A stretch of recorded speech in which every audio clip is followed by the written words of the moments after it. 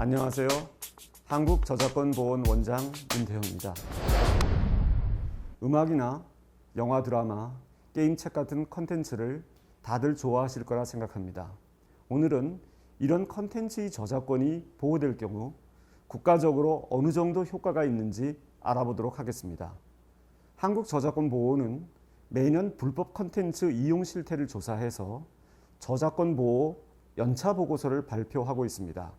이 연차 보고서 안에는 불법 복제의 규모, 이런 불법 복제가 생산이라든지 고용, 부가가치, 세수 측면에 어떠한 영향을 미치고 있는가를 분석하고 있습니다.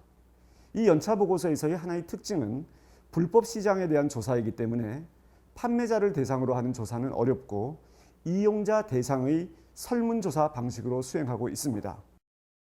잠시 자세히 설명드리면 조사 대상을 전국에 13세에서 69세 분기별로 5,000명을 조사해서 총 2만 명을 조사하고 있으며 음악, 영화, 방송, 출판, 게임 등의 장르에 대해서 불법 이용 경험과 피해 규모를 온라인 설문조사 방식으로 진행하고 있습니다.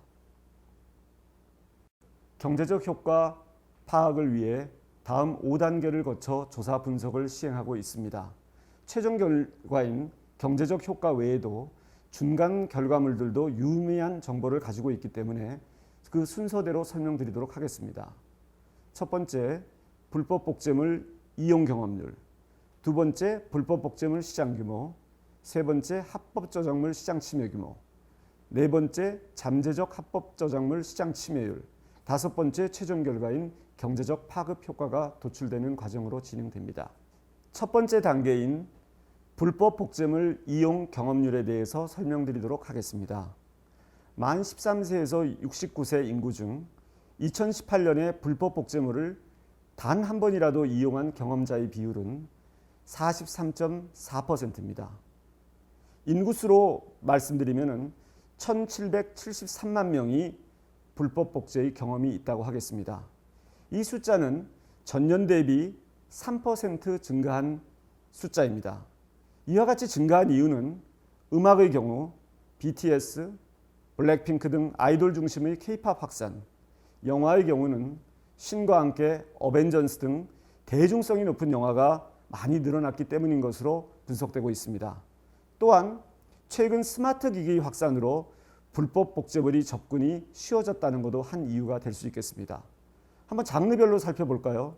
영화, 음악, 방송, 출판, 게임의 순으로 그 불법 복제의 이용 경험이 많았습니다.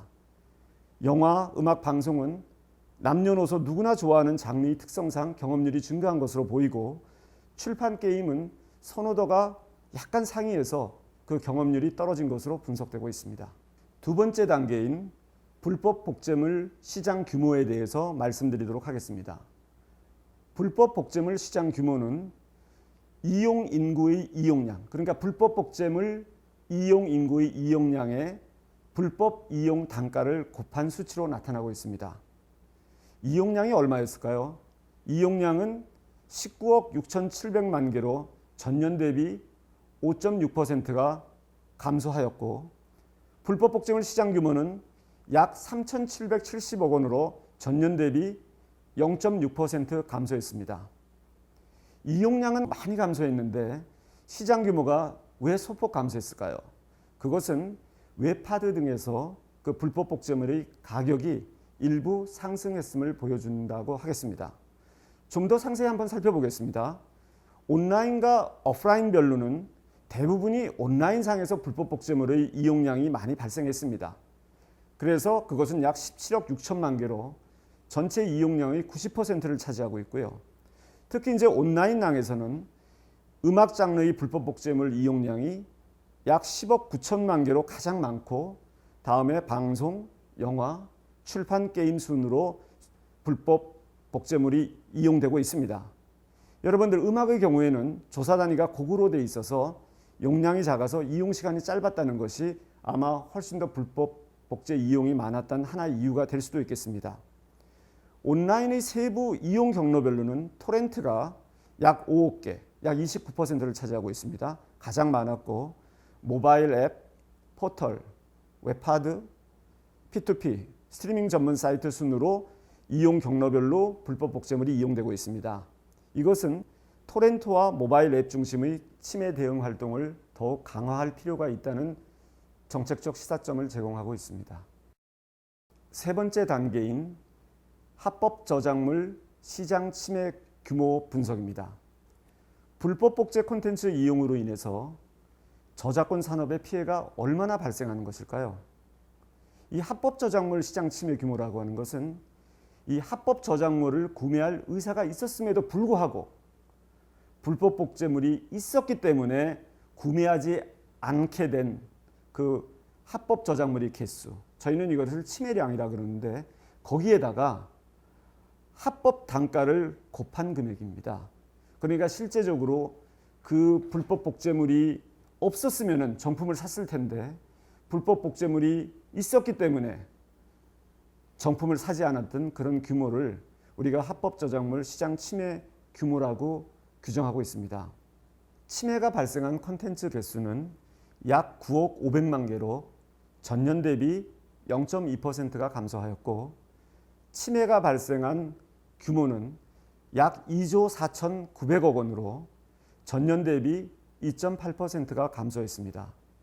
합법적인 콘텐츠 시장은 매년 1조에서 2조 가량 증가해 왔음에도 불구하고 2018년 침해 규모가 예년과 비슷한 수준을 유지하고 있다고 보여집니다. 이는 정부와 저작권자들이 저작권 보호를 위한 침해 억제 활동이 긍정적으로 작용하고 있다는 것을 의미한다 하겠습니다. 네 번째 단계인 잠재적 합법 저작물 시장 침해율입니다. 잠재적 합법 저작물 시장 침해율은 좀 복잡하게 보여집니다. 잠깐 설명을 드릴까요? 불법 복제로 인해서 침해가 발생하지 않았을 때 아마 이 정도의 규모의 시장 규모가 발생했을 거다라는 것을 분모로 하고 분자는 합법 저작물 시장 침해 규모로 계산되는데 정상적인 원래의 당연한 시장에 잠재적으로 시장 침해가 얼마나 있었는가를 보여주는 그 비율이라고 하겠습니다. 지난 5년간 합법 저작물 시장 침해율은 매년 감소해 왔습니다. 이는 보호원의 불법 복제물 단속 강화 활동, 그리고 저작권 보호 교육, 홍보 활동을 통한 국민 인식 향상을 통해서 합법적인 콘텐츠 시장이 크게 성장하여 이러한 침해율이 감소하였다고 보여집니다. 특히 2018년 침해율은 10.7%로 전년 대비 1.8%포인트가 감소했습니다.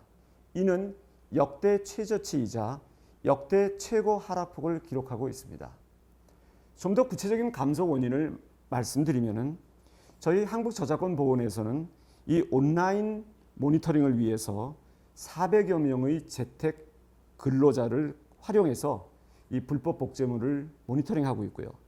또 오프라인 상에서는 20여 명의 실버 감시원을 고용해서 이런 오프라인 상에서의 불법 복제 단속 활동을 벌이고 있습니다.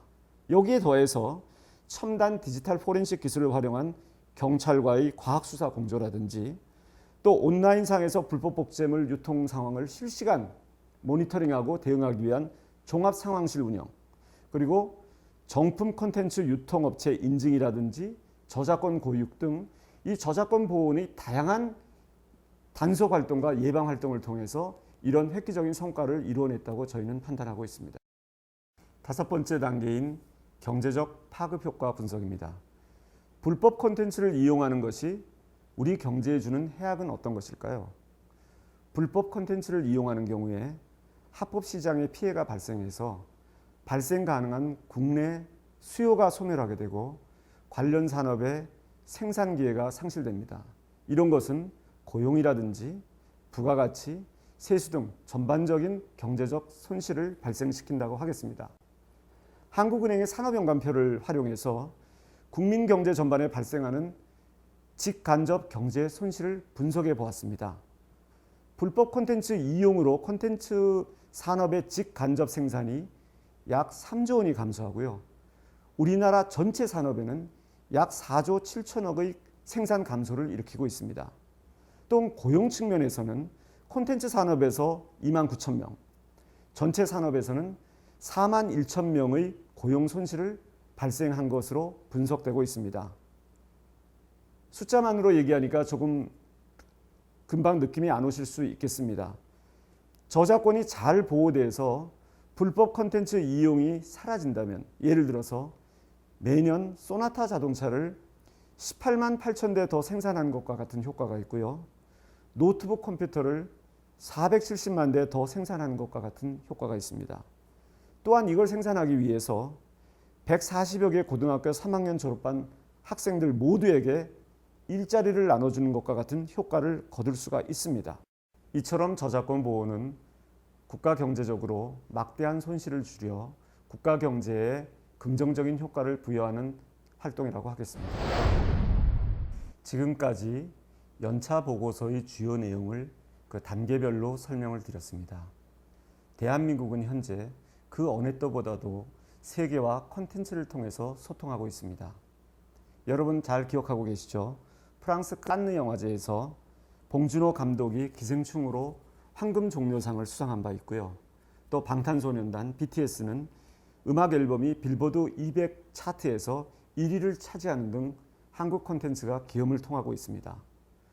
이러한 문화 콘텐츠가 핵심 산업으로 발전하고 또 창작자의 열정이 제대로 인정받기 위해서는 저작권 보호가 필수적이라고 하겠습니다. 지금은 문화 콘텐츠가 국가 브랜드에도 영향을 미치고 관련 유관 산업에도 많은 영향을 미치고 있는 문화의 시대입니다.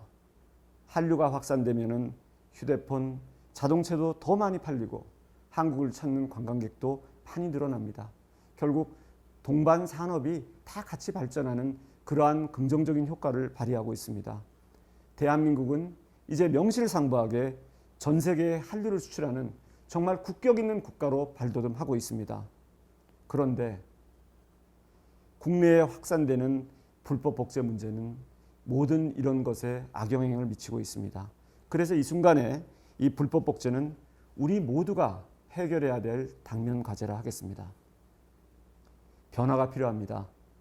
변화의 시기에는 많은 도전이 있으나 변화의 체인지에서 한 글자만 바꾸면 기회의 찬스가 되듯 변화 속에는 항상 기회가 숨어 있습니다.